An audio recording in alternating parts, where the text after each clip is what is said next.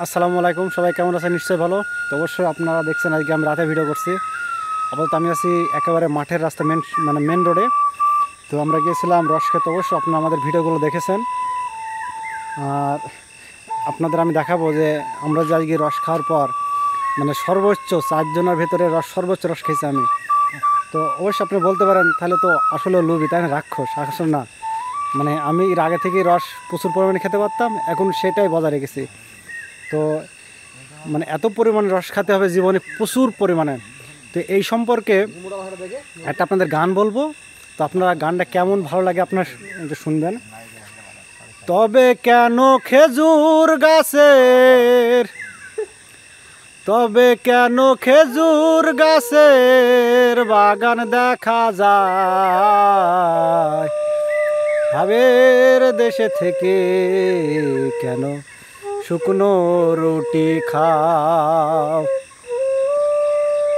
পাউরুটি আর ঝোলা গুড় খেতে লাগে ভালো, জেনে শুনে খেতে জানলে মন্দ কি তা বলো? এসব জিনিস খেতে হলে, এসব জিনিস খেতে হলে, এসব জিনিস খেতে হলে লবণ সিটা দিতে হয়। ভাবের দেশে থেকে কেন শুকনো রুটি খাও?